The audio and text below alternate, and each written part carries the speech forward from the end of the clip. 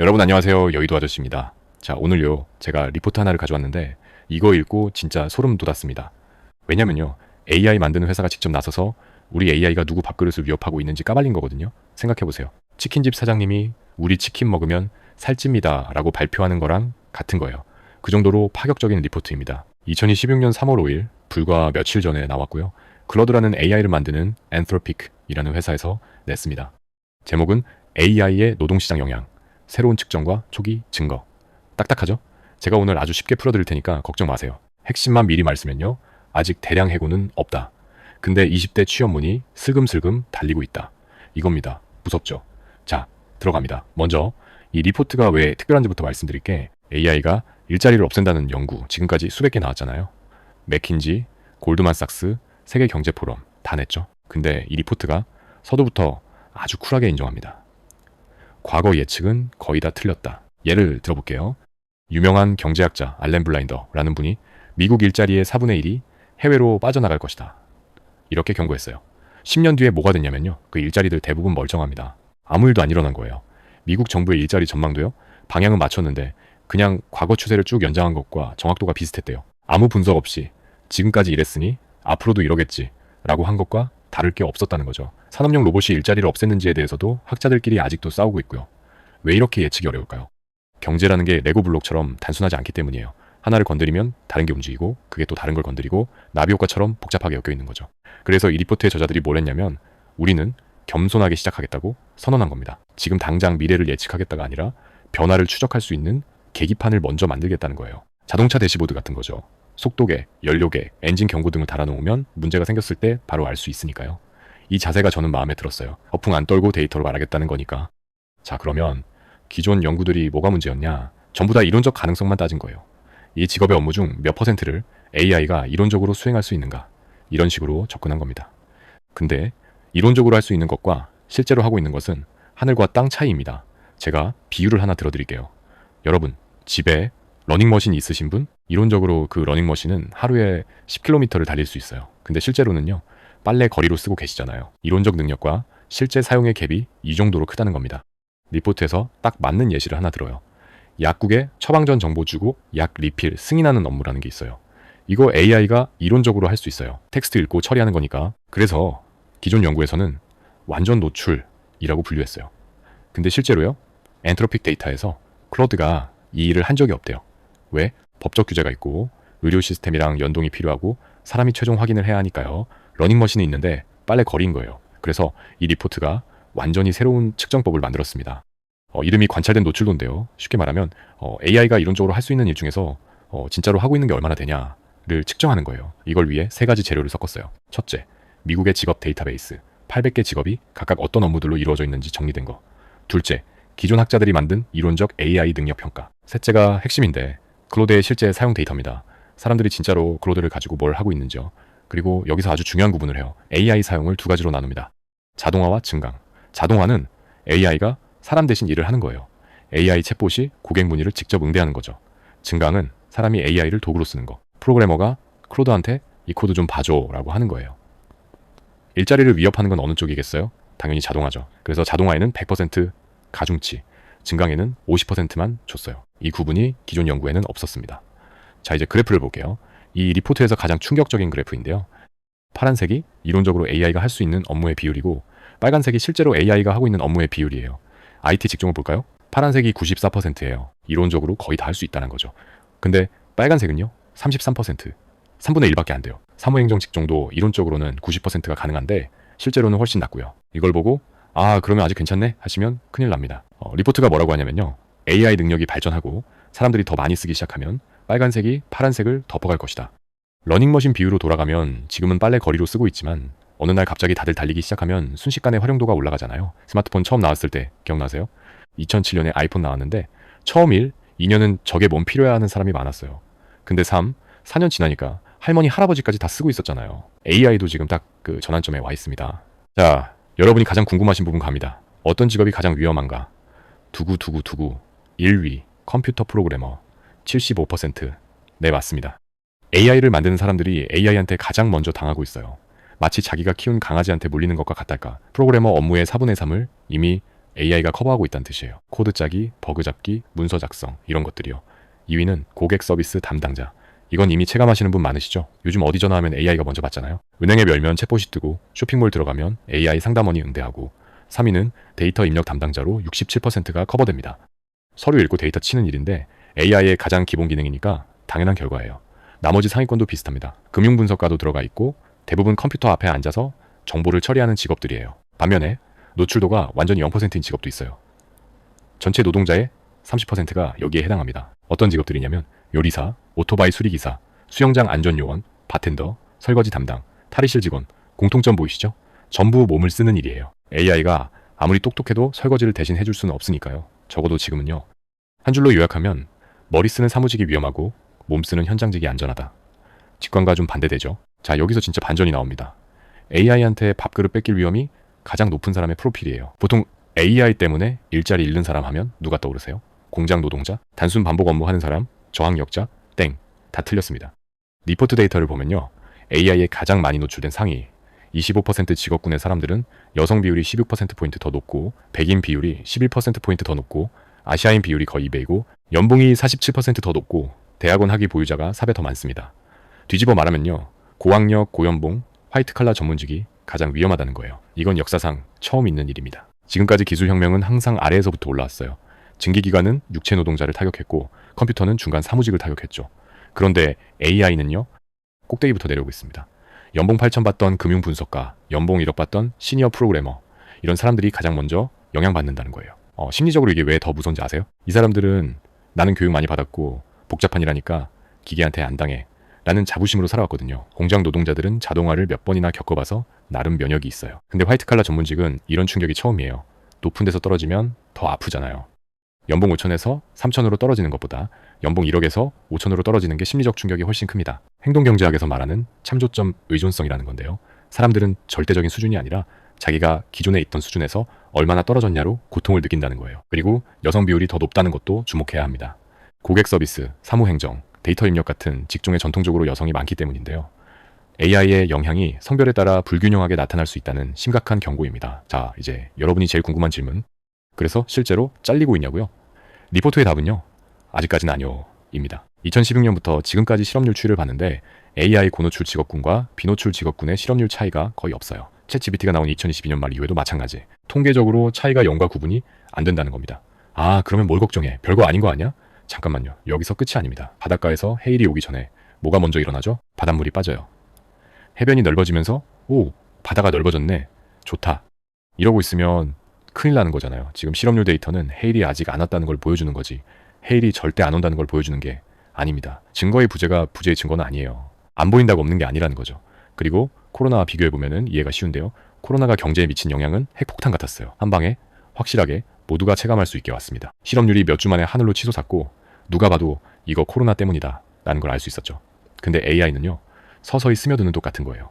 리포트의 표현을 빌리면 AI의 영향은 코로나보다는 인터넷이나 중국 무역 충격에 더 가까울 수 있다고 합니다. 경기 사이클도 있고 무역 정책도 바뀌고 금리도 오르내리고 이런 요인들이 뒤섞이면 이 변화가 AI 때문인지 경기 침체 때문인지 관세 때문인지 구분이 안 돼요. 그 사이에 AI의 영향이 슬금슬금 커지는 거죠.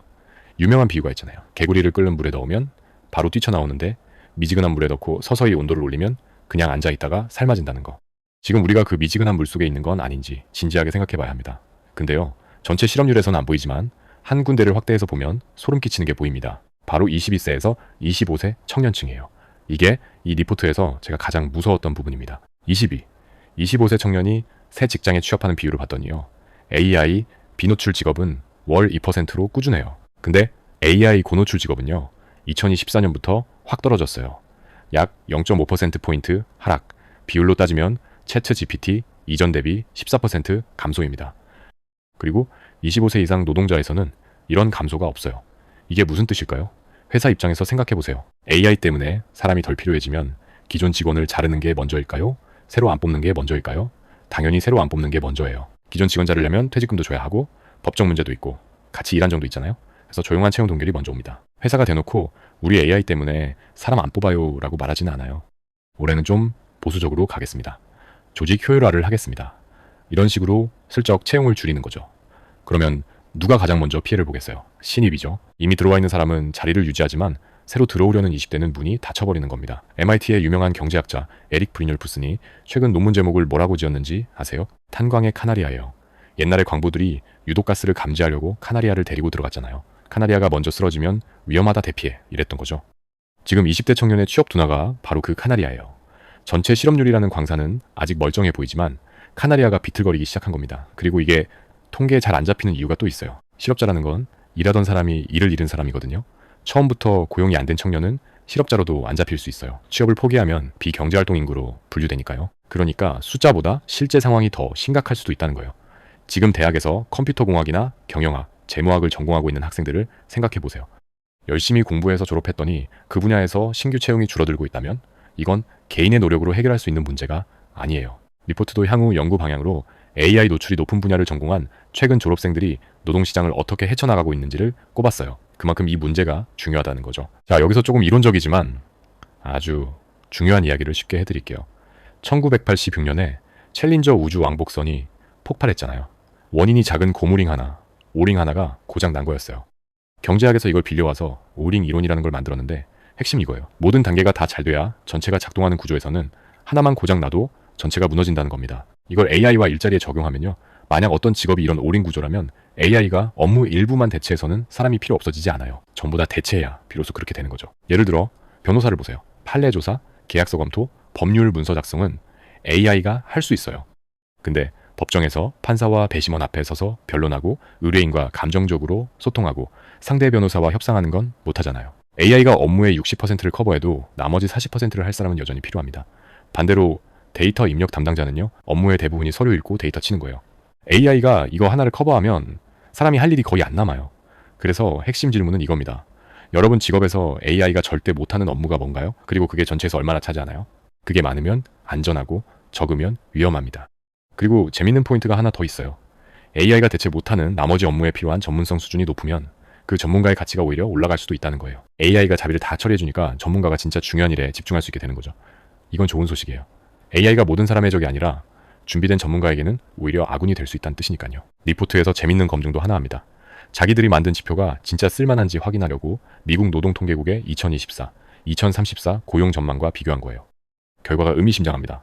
AI 노출이 높은 직업일수록 향후 10년 고용 성장 전망이 낮았어요. AI 노출이 10%포인트 높아질 때마다 성장 전망이 0.6%포인트 떨어졌습니다. 상관관계가 크진 않아요. 저자들도 관계가 약하다고 인정합니다. 근데 중요한 건 방향이에요. 그리고 더 중요한 건 기존의 이론적 지표로는 이런 상관관계가 아예 안 나온다는 거예요. AI가 할 수 있는 것으로는 고용 변화를 예측 못하지만 AI가 실제로 하고 있는 것으로는 예측이 된다는 뜻이죠.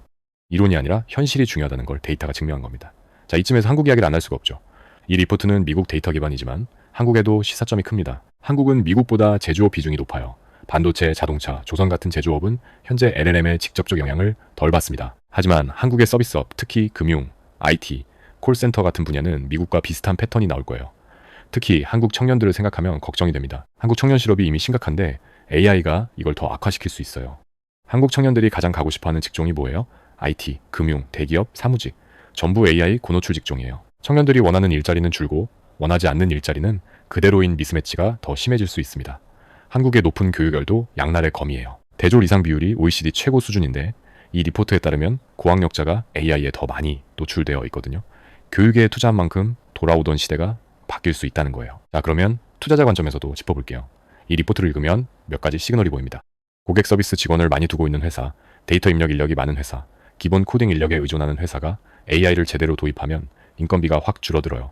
마진이 개선되고 주가에 긍정적이겠죠. 반대로 요리사, 건설 노동자, 간호사 같은 물리적 노동에 의존하는 기업은 AI 도입에 즉각적 효과가 제한적이고요. 그리고 교육 산업이 흔들립니다. 6개월 만에 프로그래머 되세요. 이런 코딩 부트캠프가 엄청 유행했잖아요.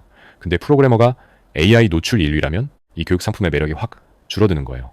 코딩을 배워라가 아니라 AI와 협업하는 법을 배워라로 메시지가 바뀌어야 합니다. 그리고 고학력 전문직이 위협받는다면 커리어 전환 서비스, 리스킬링 플랫폼 같은 새로운 시장이 열릴 수 있어요.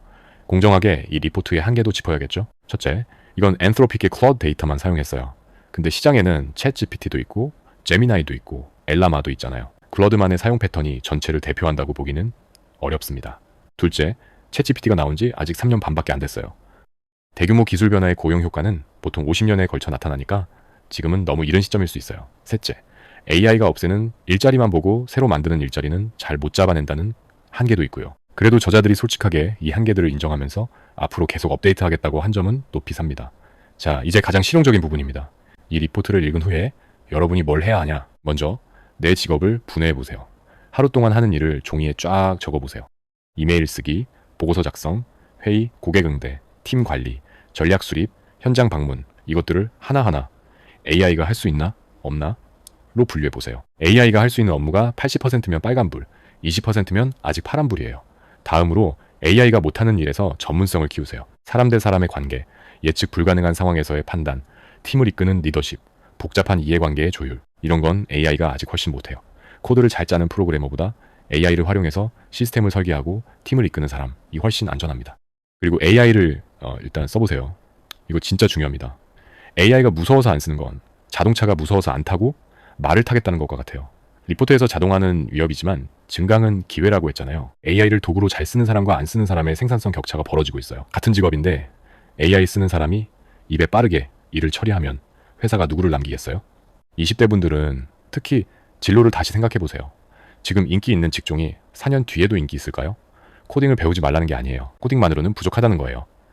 코딩에 비즈니스 이해를 더하든 사람 관리를 더하든 도메인 전문성을 더하든 조합이 중요해집니다. 그리고 투자에서 한 종목에 몰빵하면 위험하듯 커리어도 분산 투자를 하세요. 하나의 기술에만 의존하지 말고 AI 노출이 높은 기술과 낮은 기술을 섞어서 가지고 있으면 하나가 흔들려도 나머지로 버틸 수 있습니다. 자, 오늘 정말 긴 시간 달려왔는데요.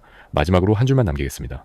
지금 당장 하늘이 무너지진 않는다. 하지만 균열은 이미 시작됐고 20대부터 보이고 있다. 이 리포트가 주는 가장 큰 교훈은 막연한 공포도 아니고 근거 없는 낙관도 아닌 데이터에 기반한 현실 직시가 필요하다는 겁니다. 리포트 저자들이 마지막에 이런 말을 해요. 의미 있는 효과가 나타나기 전에 기반을 마련해 놓으면 나중에 더 신뢰성 있게 변화를 포착할 수 있다. 쉽게 말하면 태풍이 오기 전에 기상 관측소를 세워놓겠다는 거예요. 우리도 마찬가지입니다. 태풍이 올지 안 올지는 아직 모릅니다. 근데